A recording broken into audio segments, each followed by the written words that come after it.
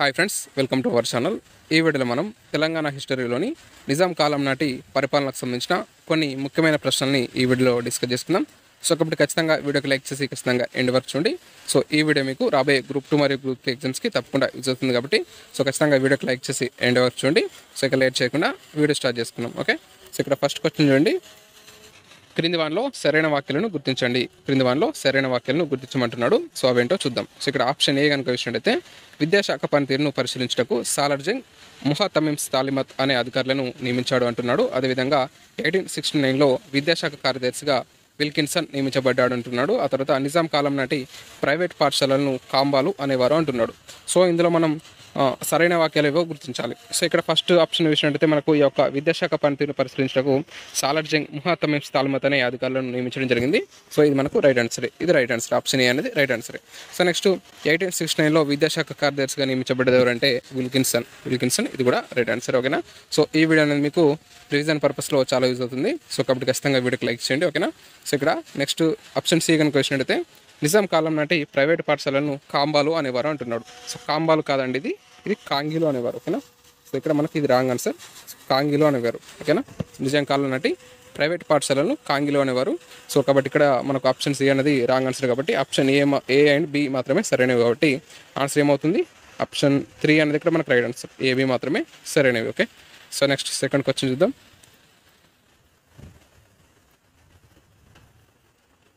Next second question చూసినట్టయితే ఇక్కడ చూడండి. మూసీ నది వరదల తర్వాత అలాంటి దుర్ఘటనలు మళ్ళీ జరగకుండా సూచనలు చేయడానికి మహబూబ్ అలీ ఖాన్ క్రింది ఏ ఇంజనీర్ నేతృత్వంలో కమిటీని ఏర్పాటు చేశాడు అంటున్నాడు. ఏమంటున్నాడు? మూసీ నది వరదల తర్వాత అలాంటి దుర్ఘటన అనేది మళ్ళీ జరగకుండా సూచనలు చేయడానికి మీర్ మహబూబ్ అలీ ఖాన్ కింది ఏ ఇంజనీర్ నేతృత్వంలో ఈ యొక్క కమిటీని ఏర్పాటు చేయడం జరిగింది అంటున్నాడు. సో దీనికి సంబంధించిన ఆన్సర్ వచ్చినట్టయితే మనకు మోక్షగుండం విశ్వేశ్వరయ్య అనేది ఇక్కడ రైట్ ఆన్సర్ చెప్పుకోవచ్చు. సో మూసీ వరదలు అనేవి ఎప్పుడు సంభవించడం జరిగిందంటే 1908లో మనకు ఈ యొక్క మూసీ నది వరదలు అనేవి రావడం జరిగింది. సో దీనివల్ల కొన్ని వేల మంది చనిపోవడం జరిగింది. సో ఈ యొక్క దుర్ఘటనలు మళ్ళీ జరగకుండా ఉండేందుకు మనకు మహబూబ్ అలీ ఖాన్ మనకు ఈ యొక్క మోక్షగుండం విశ్వేశ్వరయ్య నేతృత్వంలో ఒక కమిటీని ఏర్పాటు చేయడం జరిగింది. ఓకే. నెక్స్ట్ థర్డ్ క్వశ్చన్ చూడండి. నెక్స్ట్ ఇక్కడ థర్డ్ క్వశ్చన్ చూసినట్టయితే ఇక్కడ చూడండి. క్రింది వాటిని జతపరచండి అంటున్నాడు. క్రింది వాటిని జతపరచండి. సో అవేంటో ఒకసారి చూద్దాం. ఇక్కడ జాబితా 1 ఇచ్చాడు, జాబితా 2 ఇచ్చాడు. సో ఇక్కడ చూసినట్టయితే ఆప్షన్ ఏ అనేది రెవెన్యూ బోర్డు ఇచ్చాడు. ఆ తర్వాత జిల్లా బంద్ విధానం, చాదరగట్ స్కూల్, స్టాంప్ పేపర్ కార్యాలయం, నెక్స్ట్ కేంద్ర ఇనాం కార్యాలయం. సో వాటిని స్థాపించిన సంవత్సరాల ఆధారంగా జతపరచాలి. సో ఇక్కడ మనకు సాలార్జంగ్ సంస్కరణలో భాగంగా ఈ యొక్క రెవెన్యూ బోర్డుని ఎప్పుడు స్థాపించడం జరిగిందంటే 1864లో. సో మీరు కూడా వీటికి ఆన్సర్ చేయడానికి ట్రై చేయండి. సో కింద కామెంట్ బాక్స్లో కామెంట్ చేయండి. ఓకేనా. సో ఇక్కడ రెవెన్యూ బోర్డు అనేది 1864లో స్థాపించడం జరిగింది. ఆ తర్వాత జిల్లా బందీ విధానం అనేది మనకు 1865లో గుర్తుపెట్టుకోండి. ఆ తర్వాత చాదర్గఢ్ స్కూల్, ఈ యొక్క చాదర్గఢ్ స్కూల్ అనేది ఎప్పుడంటే 1872లో. ఆ తర్వాత స్టాంప్ పేపర్ కార్యాలయం అనేది ఎప్పుడంటే 1861లో. నెక్స్ట్ కేంద్ర ఇనాం కార్యాలయం అనేది 1875లో. ఓకేనా. సో గుర్తుపెట్టుకోండి. సో రెవెన్యూ బోర్డు అనేది మనకు 1864లో, జిల్లా బంద్ విధానం అనేది 1865లో, చాదర్గఢ్ స్కూల్ అనేది 1872, స్టాంప్ పేపర్ కార్యాలయం అనేది 1861, అదేవిధంగా కేంద్ర ఇనాం కార్యాలయం అనేది 1875 గుర్తుపెట్టుకోండి. ఓకేనా. సో ఇక్కడ మనకు ఆప్షన్స్ అనేవి ఇక్కడ మనకు కరెక్ట్గా పర్లేదు. ఓకే. సో ఇక్కడ ఇవి గుర్తుపెట్టుకోండి. ఓకేనా.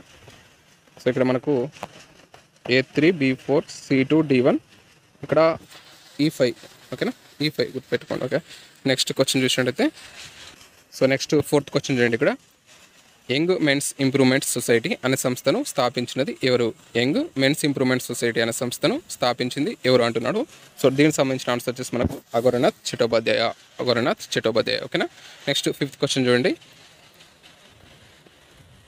క్రింది వాటిలో సరైన వాక్యాలను గుర్తించండి అంటున్నాడు. క్రింది వాటిలో సరైన వాక్యాలు ఏవో మనం గుర్తించాల్సి ఉంటుంది.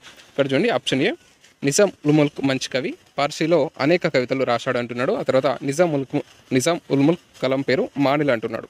సో ఇందులో మనం ఫస్ట్ ఆప్షన్ కనుక చూసినట్టయితే ఇది రైట్ ఆన్సరే. నిజాం ఉల్ ముల్క్ మంచి కవి, ఇది రైట్ ఆన్సరే. ఆ తర్వాత పార్సీలో అనేక కవితలు రాయడం జరిగింది. అదేవిధంగా నిజాం ఉల్ ముల్క్ కలం పేరు వచ్చేసి మనకు మానిల్ కాదు, షాకిర్. ఓకేనా. గుర్తుపెట్టుకోండి, షాకిర్. నిజాం ఉల్ ముల్క్ కలం పేరు షాకిర్, గుర్తుపెట్టుకోండి. ఓకేనా. సో నెక్స్ట్ ఇక్కడ ఏమవుతుంది answer? So be wrong answer కాబట్టి ఏ మాత్రమే సరైనది కాబట్టి ఏ. సో ఆప్షన్ 1 అనేది ఇక్కడ right answer. Okay. So next sixth question చూడండి.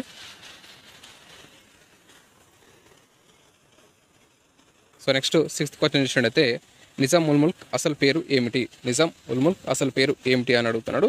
సో దీనికి సంబంధించిన ఆన్సర్ కనుక చూసినట్టయితే మనకు మీర్ కమరుద్దీన్. ఓకేనా, మీర్ కమరుద్దీన్. సో నిజాం ఉల్ ముల్క్ యొక్క అసలు పేరే Mir Qamaruddin. Okay. So next question చూసినట్టయితే సో ఇక్కడ చూడండి, క్రింది వాటిలో సరైన వాక్యాలను గుర్తించండి. క్రింది వాటిలో సరైన వాక్యాలను గుర్తించమంటున్నాడు. సో అవేంటో ఒకసారి చూద్దాం. ఓకేనా. సో ఇక్కడ చూడండి, ఆప్షన్ ఏ సాలార్జంగ్ దివాన్ పదవిని చేపట్టక ముందు మెదక్ తాలూకుదారుగా పనిచేశాడు అంటున్నాడు. సో మనకు సాలార్జంగ్ దివాన్ పదవిని చేపట్టే ముందుకు మెదక్ తాలూకుదారుగా పనిచేయడం జరిగింది. ఇది మనకు రైట్ ఆన్సర్. ఆ తర్వాత సాలార్జంగ్ 1867లో బీరార్ని తిరిగి పొందే ఉద్దేశంతో లండన్ పర్యటనకు వెళ్ళాడు అంటున్నాడు. సో మనకు ఇది కూడా రైట్ ఆన్సరే, కాకపోతే మనకు ఇక్కడ 1867 కాదు, 1876. ఓకేనా, 1876 కాబట్టి ఇక్కడ ఇయర్ తప్పించింది కాబట్టి ఇది రాంగ్ ఆన్సర్. నెక్స్ట్, లండన్లో ఆక్స్ఫర్డ్ యూనివర్సిటీ సాలార్జంగ్ను డిఎస్ఎల్ గౌరవ డాక్టరేట్ ఇచ్చి సత్కరించింది.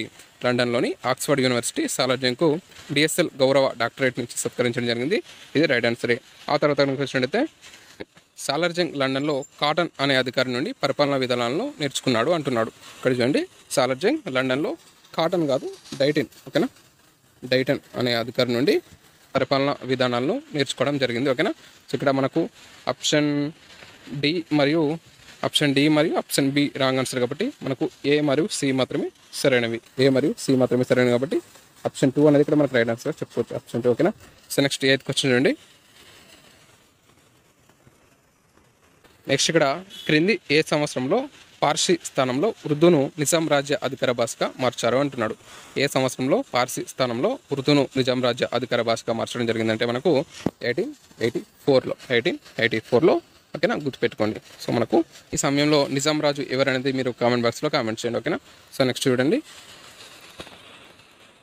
నిజాం కాలం నాటి హాలీ సిక్కా నాణెం నిజాం కాలం నాటి హాలీ సిక్కా నాణెం అనేది ఒక బంగారు నాణమా, వెండి నాణమా, ఇత్తడి నాణమా, పోటెన్ నాణమా? సో ఇందులో ఆన్సర్ మనకు వచ్చేసి మనకు వెండి నాణం అనేది ఇక్కడ రైట్ ఆన్సర్ చెప్పుకోవచ్చు. హాలీ సిక్కా అనేది ఒక వెండి నాణం. ఓకేనా. సో నెక్స్ట్ 10th క్వశ్చన్ చూడండి, తాకల్లస్ అనే కలం పేరుతో కవితలు రాసిన నిజాం కాలం నాటి ప్రముఖ మహిళా కవయిత్రి ఎవరు? తాకల్లస్ అనే కలం పేరుతో కవితలు రాసిన నిజాం కాలం నాటి ప్రముఖ కవయిత్రి ఎవరంటే మనకు మహాలకా చిందాబాయ్. సో ఆప్షన్ 4 అనేది మనకి ఇక్కడ రైట్ ఆన్సర్ చెప్పుకోవచ్చు. తాకల్లస్ అనే కలం పేరుతో కవితలు రాసిన నిజాం కాలం నాటి ప్రముఖ మహిళ ఎవరంటే మహాలకా చిందాబాయ్. సో ఆప్షన్ 4 అనేది రైట్ ఆన్సర్ కాబట్టి సో ఇది మనకు ఈరోజు వీడియో. సో నెక్స్ట్ వీడియోలో మరిన్ని ఇంపార్టెంట్ బిట్స్తో ఖచ్చితంగా వీడియో చేసుకుందాం. సో ఈ వీడియో కనుక మీరు నచ్చినట్లయితే ఖచ్చితంగా లైక్ చేయండి, షేర్ చేయండి, సబ్స్క్రైబ్ చేయండి. Thanks for watching. Thank you.